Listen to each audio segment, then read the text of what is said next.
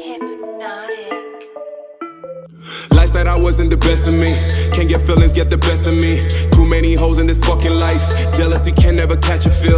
Me and my niggas, we sharing hoes. We'll be sharing hoes cause we never love. Call my cousin, now we in a dot. What's up, Devin? Good, I'm good. It's good. Yeah, we're alright. Thanks for meeting us today, man.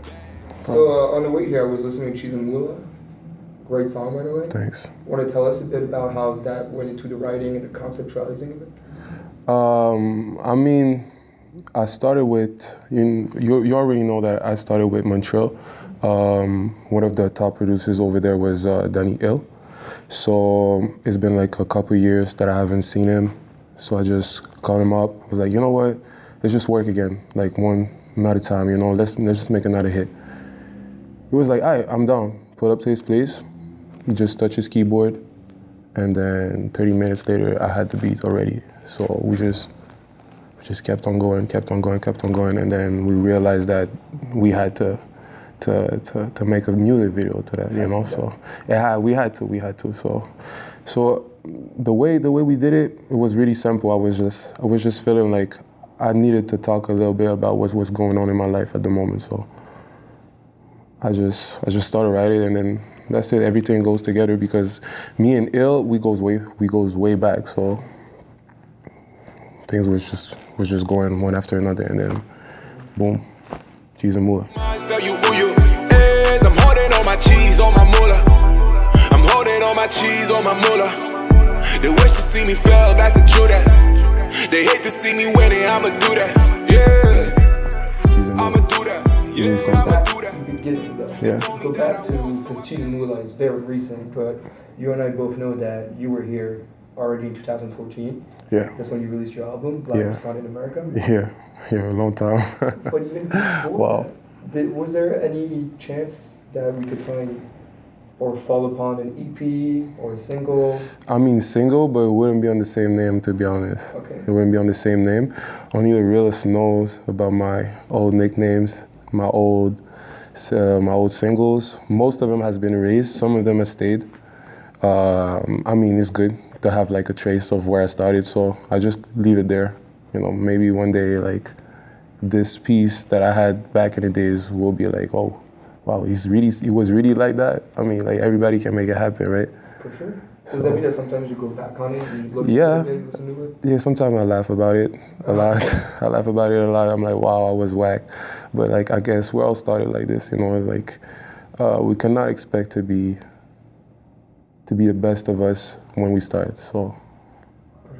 The road can only go so much. Yeah, it's a good, like, let's say it's a good example, let's say. Like, like you know that at that moment you were not good, but you were still doing it. And then at the moment when you think that you actually have something, you go back at where you started and you see the way that you've done so far, right? So yeah, it's a good thing to still have my old stuff online that I could check it out when I want. So why stick to 7? Like you said, only the realest one knows Man. real aliases you've been under. Man. Knows how many there are. But why Okay, 7? I'm born on the 7th, but it's not just as simple. It's just like I've never been lucky, but I've always been lucky in some type of way. Let me explain that. Basically, it's like I've never won a trophy. I've always been good in sport, never won a trophy. Always been good in class, never won like those contests that sometimes you have and everything. But like every time in my bad luck, I've been lucky to like get out of there. And it's like there were so many times that I was caught in trouble, and I was telling myself, you know what, I'm gonna get myself out of this, and it just happened. And then it was like every time I was those type of situation, it was like one time in a million that I could get myself out of it. So I know 7 is a lucky number. Also, the whole name is 7LC. LC means leaves clover. So that means, like the more leaves a clover has, the luckiest it is. The luckier it is. So yeah, so basically that was just like a fact of me being lucky but not lucky at the same time. So that keeps me going, So you find your nickname, you realize that 7 is going to be the one that's probably going to stick to you for a while, and we're here where we're now, 7LC, the full name. And so at one point you meet someone or you meet a group of people and they're from Disque Montreal. Mm-hmm. Tell us about that. Oh meeting. my. How does that happen? Oh my. Okay, I didn't meet this Montreal at first. I met Danny Hill. I was actually at a bar club. I was hella drunk. I was just really hella drunk at the end of the club where like there was like traffic in the stairs to go to the dress room basically, and then there's that guy that is just in front of me. He turned around, he's like, yo, you're a rapper. I'm like, yeah. And he's like, yo, this guy is the best producer in town, blah, blah. And then the guy just started doing promo for Ill, you know? So, you know, we exchanged infos. We were, by the time that we get our coats, we were like brothers, you know? Like, I had my arm around his neck. And then we were just like, yo, we're just talking bare shit, right? So, like a week later, you know, I went on his SoundCloud. I'm like, yo, let me just check him out. I listened to his instrumental. I was like, okay, I need to meet up with this guy. So I didn't inbox him right away. I didn't talk to him right away. I made sure I had a track written for every instrumental that he had on his SoundCloud, and I pulled up to him. And when I pulled up to him, the man was just like, wow, okay, no, that's crazy. I have to call the other mans, right? So when the mans pulled up, they just wanted to fuck with me. Like there was just, I really like everybody there, and they really like me, and then they understand me as an artist. So I just went along with it. That's awesome. Yeah. That's awesome. It's like you said, 1 in a million. Yeah. 1 in a million. 1 in a million. Like how could I be at the same place as him at this moment, and his friend turned around and he's just like, yo, are you a rapper? And I'm a rapper. And I didn't look like a rapper. I was not singing. I was not doing anything. I was just drunk. Yeah. You know, so, well, yeah, that's a funny story, to be honest. Even me, sometimes I'm just like, I don't know how do I get in those type of situations, you know. But Yeah. so you guys get to work and you hash it out, and then, lucky for us enough, in December, you release your first album, Black Croissant in America. Yeah. Talk to us about, first of all, Black Croissant in America. As a French guy who lived in America, you and I need to talk about it. Yeah. Okay, so my grandmother is French.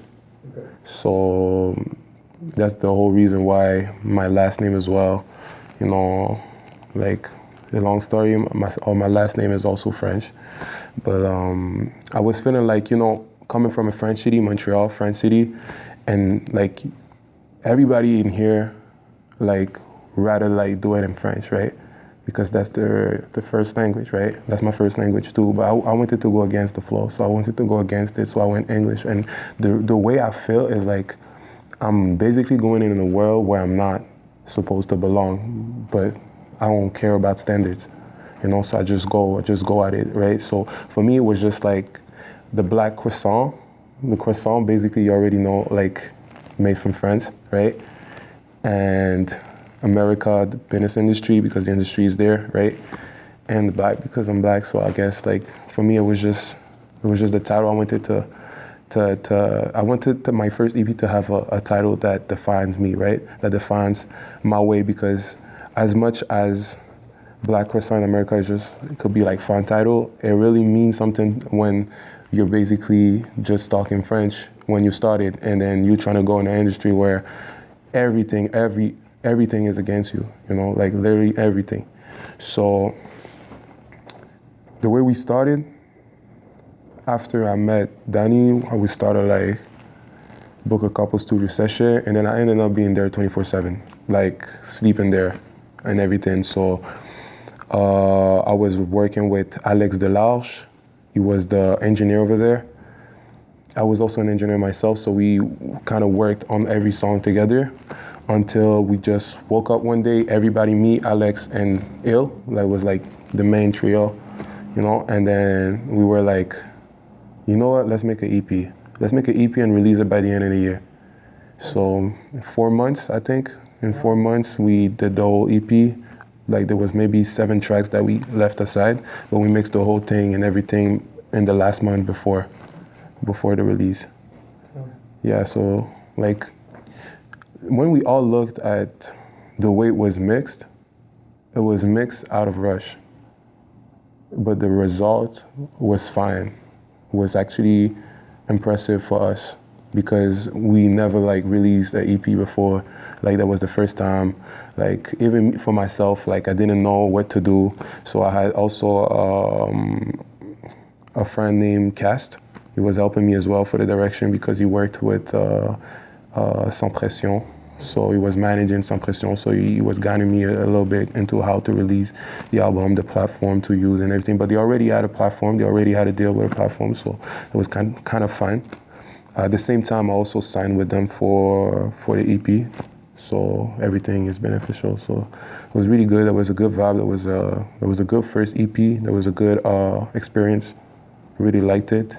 Ever since, been working on music, trying to release another one. Right. With them as well. Do you have a timeline by any chance? Are you going to have another EP or album or project?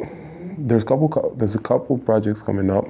The main project, like if you guys looking for another Black croissant in America, something well built, something representative of the artist itself, I would say something around November.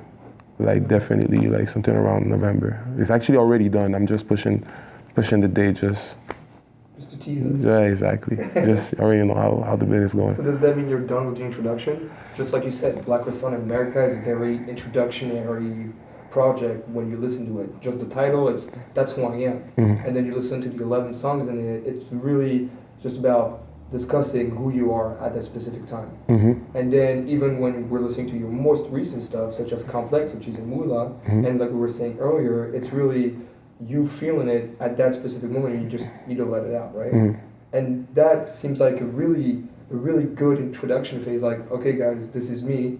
I'm 7LC. Mm-hmm. This is who I am. This is what I'm going to do. Does that mean that now, starting November, it's going to become, well, now you already know me. Mm-hmm. Now you need to see what I can do. Actually, I believe that there is more to learn of somebody every time you meet that person.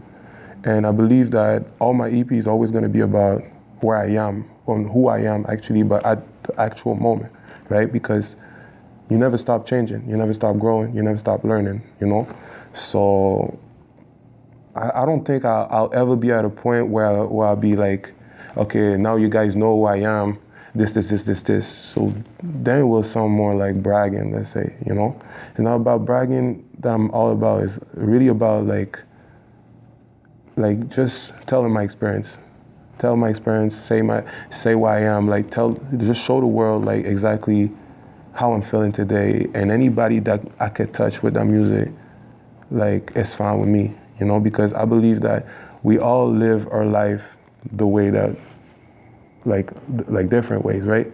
But we're all connected from the emotions that we feel at the moment. And I believe that I could touch anybody that will feel the same way as me when I'm writing my song.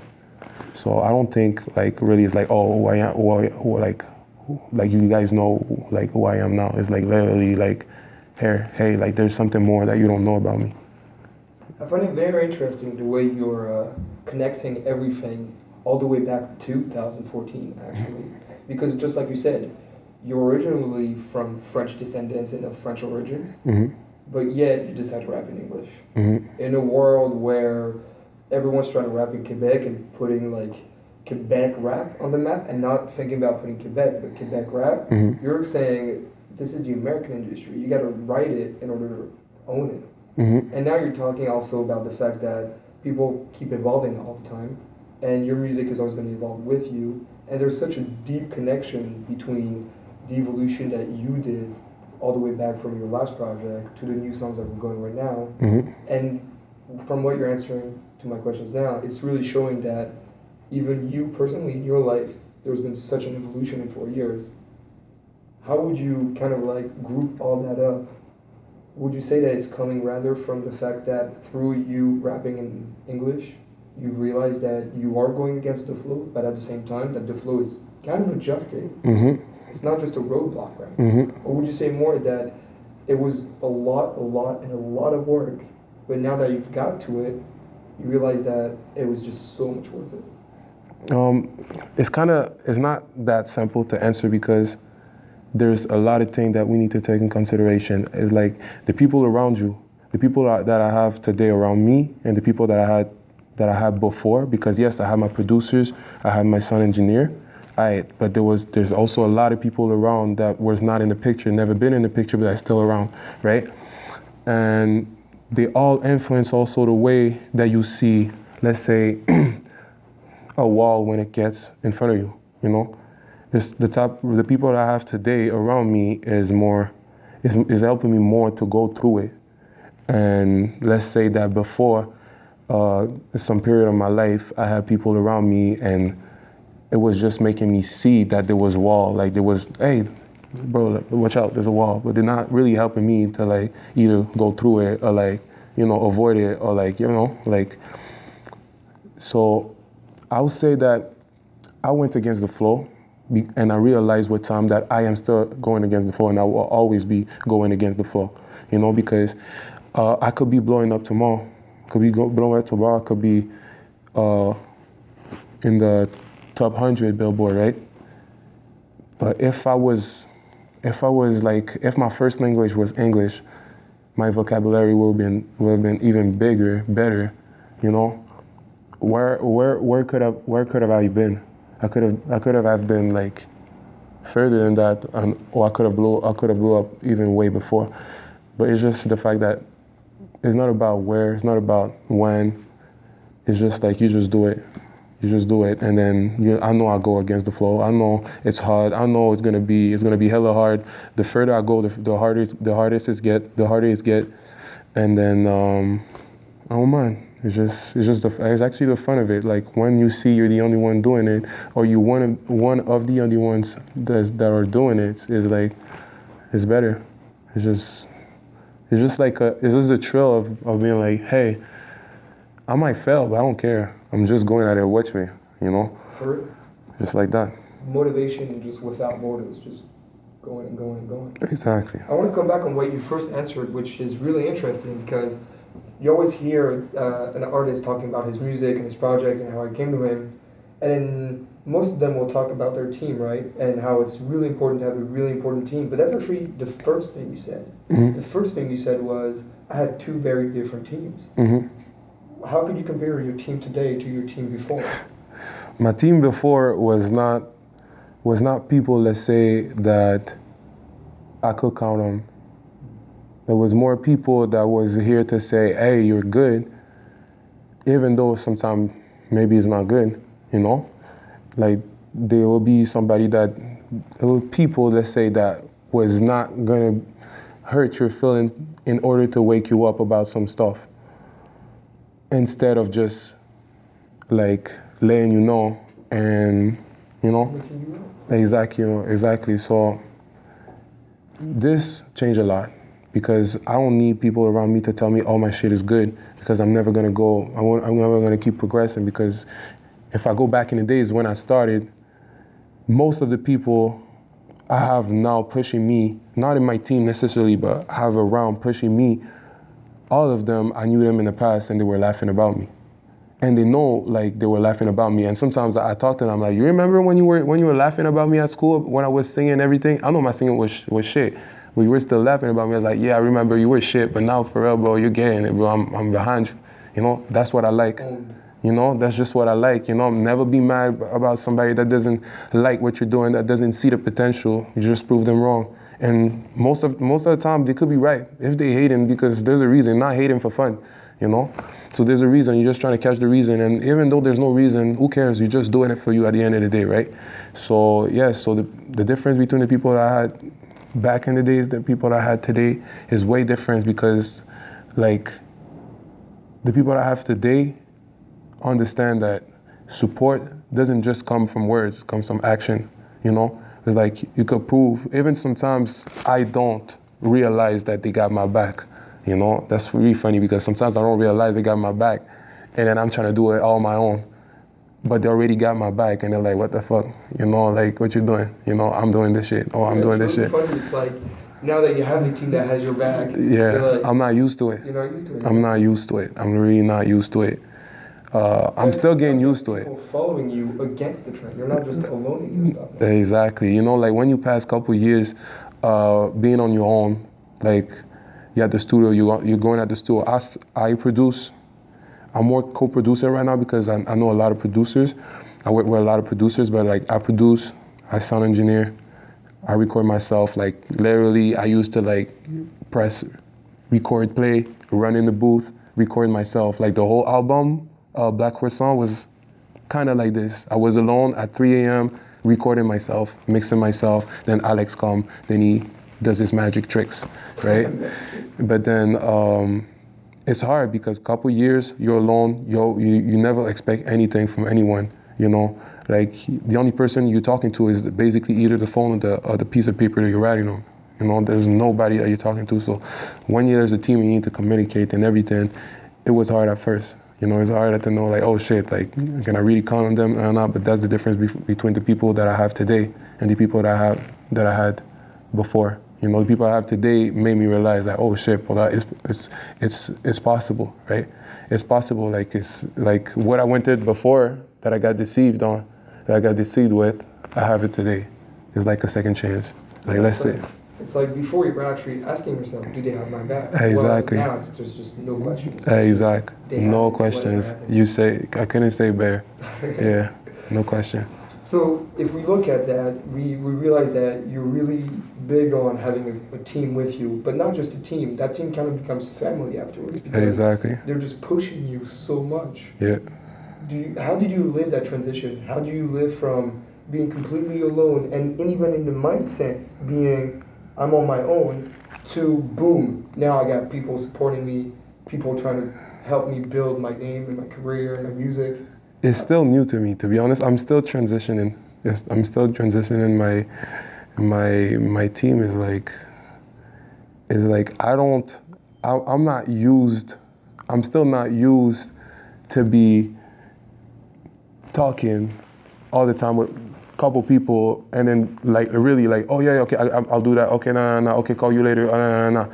Like I'm still not used, and sometimes, you know, sometimes I tend to forget, right? But at the end of the day, they're there, it's my team, and then we're here. And then it's just like, I'm still transitioning, they're gonna take time, but like we're on the right path. It's a good team, and we're here to stay. And really here to stay, yeah. So we're gonna feel that yeah. in your upcoming Project November? We're gonna feel that? Yo, the Project of November, I don't wanna tease too much, but... Don't worry, you just say just enough. Like, let's say that when I released Black Croissant, I was not proud of myself because it was rushed. I liked the EP because it was my first EP, it was exciting, but I was not proud of myself. I know it was good by people's feedback, by my own feedback. I know it was good, but let's say I was not proud of it. But if I look at an EP right now that was supposed to be released this summer that I pushed to November, because I want to take my time. I don't want to rush it like I did before.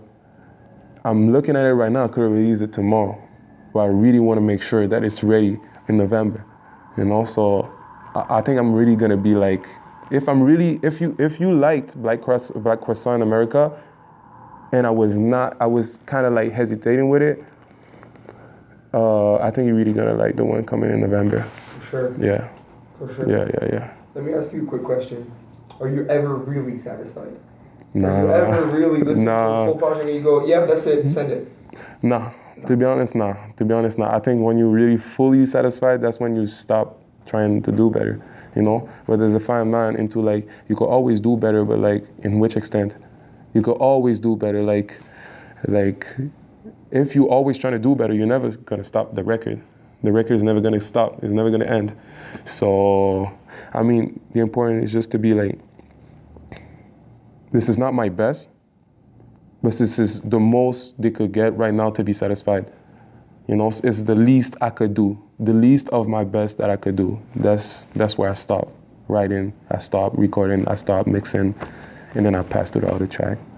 So for you, putting a project out in public is kind of like a test. Yeah. It's kind of like, I'm doing my thing, I know what I'm worth, yeah. but right now, I'm at that point where anything else that could be done, but it's not coming from me now. Now it's just my perfectionism is gonna make me twitch every little thing. So I need to stop myself, put it out in the public, and see how people actually react to it, depending on how I'm feeling to it. Yeah, actually, yes. It's like testing the market, testing the people's taste, people ways, vibes, and everything. You know, it's just like you don't want to give it all if you're going the wrong way, right? There's so many styles that I like, and I tend to like, okay, I release this, let's see, I release this, let's see, I release this, let's see, because right now I have, I'm independent, I have no label behind me, it's just my team and I, so, there's not yet, exactly, not yet, but it's just like, what else can I do? It's like keep making music. Exactly, just, I keep making music, and I one day I'll be at the right place at the right moment. That's just about it. Like, there's nothing more you could wish. Like, I keep doing my thing until I be at the right place at the right moment. If I never stop, I'll never miss the chance. Very true. Yeah. Very true. And so, how do you feel the general response is to your current style of music? Looking at the latest two tracks, for example, how do you feel like? Because they have similarities. We see that you, first of all, from your first album, you've evolved like greatly in 4 years. The amount of just the way you're pronouncing and rapping and putting your soul and heart even more into your words, but kind of being more distant at the same time. It's really weird how you manage to do that, but I can feel that through your music. And so, if we look at that evolution and we look at the current stuff you're putting out right now, how is the people's response to it? I think they're kind of like hesitant. Yeah, I think they're hesitant because, I mean, that's how I'm feeling. And that's what I like. I don't mind. I'm gonna keep doing me, But I think they're hesitant because it's kind of new coming from a French city. It's kind of new coming from Montreal, If, let's say, if I was from the States or if I was from Toronto, maybe the response would have been a little bit different, right? But it's the fact that I'm coming from a French city, small city. I know a lot of people as well, so it's never the same when you be like, hey, I know this guy, and then, oh man, who's this guy singing? Like, the response is always different. But I believe that people's response is like they hesitant, they like it, but they hesitant to show it or to push it. They want to see what I'm gonna come up with, and I have a lot of surprises. I don't mind. It's like seeing a really nice car, you hear it rolling, but I want to see what's under the hood. Exactly. I like that. Exactly. Like that. So, if we forget about a little of your music for just a second, and we talk about you as a person, how do you see your evolution in music and in the music industry since you started? How do you look back on kind of like your other side, right? And how do you look back on that? How do you take a look back and just, what's cooking? I think I've teased a little bit too much the scene, but I've never really like break through it, Like, I've never really shown enough, I believe, But it's all knowledge, it's all, it's all experiences, it's all like in the process of learning. You make choices, you live with it, you learn from it. And if I look past, I'll be like, I'm exactly where I'm supposed to be at the moment right now. Like, I don't regret anything, any choices. I could always do better, but like, if I would have changed something, I might have not be with you right now today, so never know. Like, I don't really mind. I see my past experiences. I don't regret anything. I'm actually proud of it. Just like you said, you're teasing too much, you're not breaking through just fully, and you spend a lot of time in the studio working.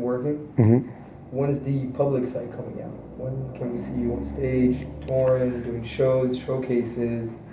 Let's say that when my EP is gonna come out, I'm gonna be more out. Okay. I'm gonna try to be more, imposing, like really like taking what's mine, making my place, like I should have already a couple of years ago, let's say. And how do you prepare yourself for that upcoming? Because if we're looking at what you just said, then it's coming soon. It's not here just now, but we're at the front door. You just need to open the door. How do you feel at the opening door stage?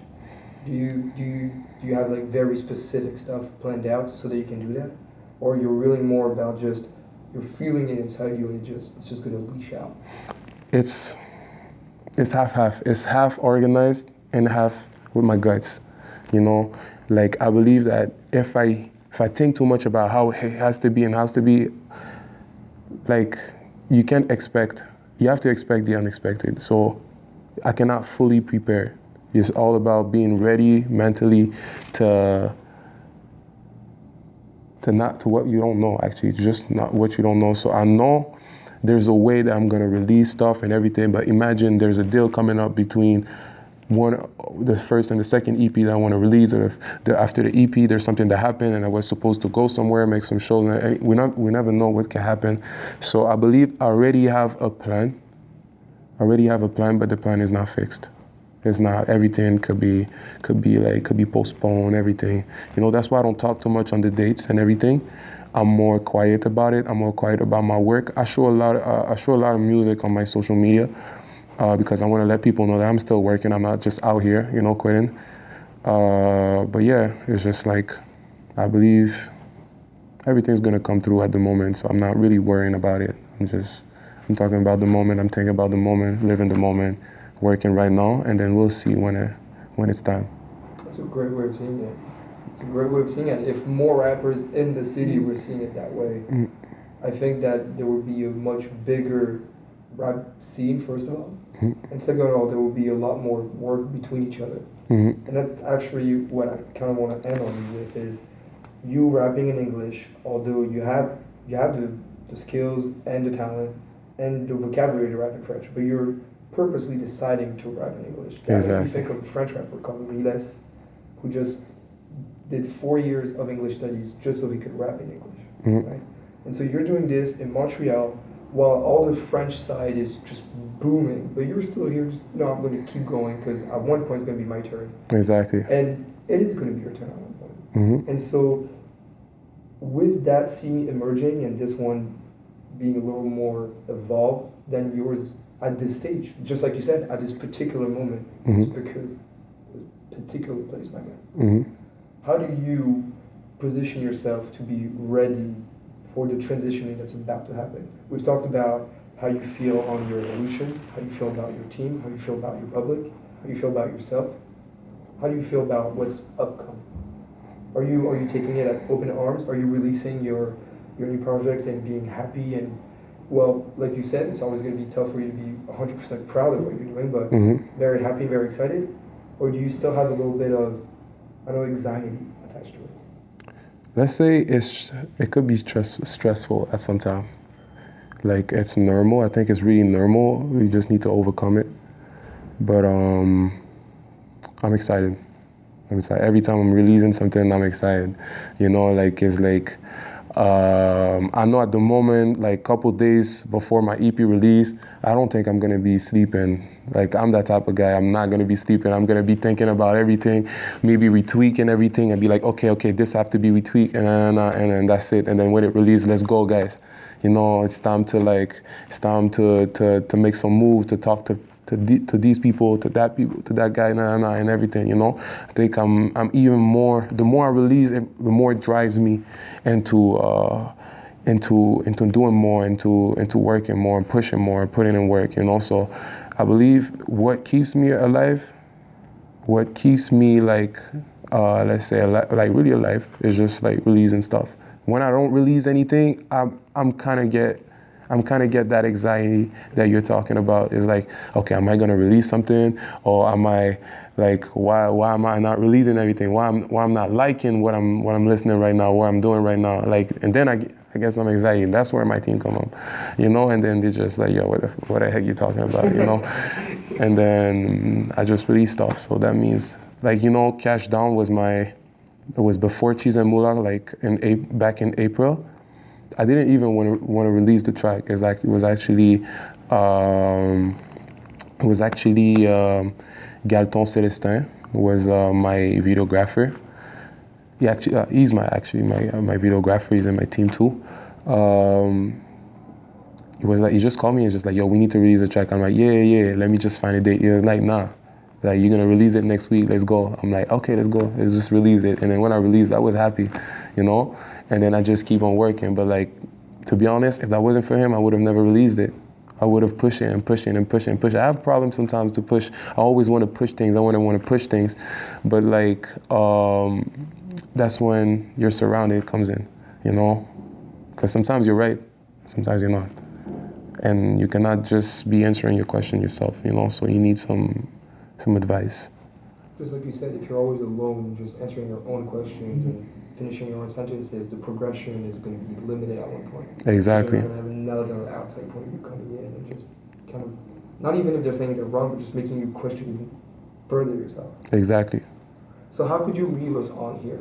What could you tell to the upcoming generation, to this upcoming wave of rap that, because we're seeing it, the young guys now, they are starting to rap in English. Mm-hmm. There are a few young guys in Côte de Neige, at the NBS studio, the Make Way studio too. There are some guys starting to just, you know what, let's see, what if we try doing this in English? What could you give, what kind of advice could you give these guys? You guys have been doing this for like approximately 5-6 years now? Mm-hmm. What I will be telling them is to never give up, never let anybody tell you that you can't. Work your accent, because we're not gonna lie, man, it's Montreal, we all have an accent.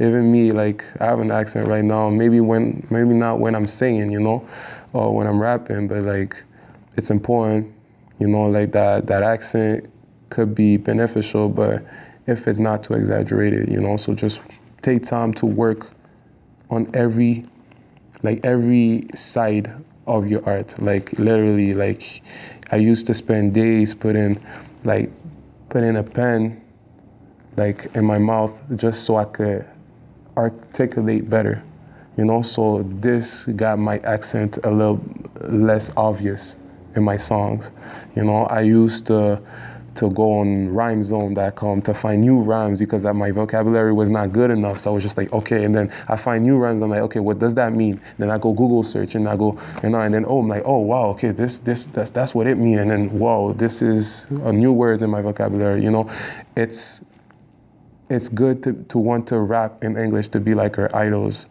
but you have to put as much work, if it's not more, since you guys are French. Like, we are French people, right?